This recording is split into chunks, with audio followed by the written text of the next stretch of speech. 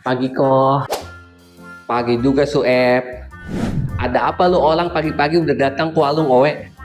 Begini kok. Ini ngomong-ngomong, saya kayak punya belakok kok. Terus apa urusannya sama Owe? Rencananya mah saya mau ngutang dulu gitu. Waduh. Lapan saya mah pelanggan tetap Koapang dari dulu juga. Saya mah kagak pindah-pindah, belanjanya di sini terus.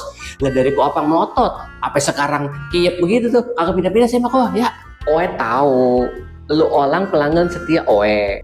Nah, Koapang itu tahu, boleh ya sebungkus aja.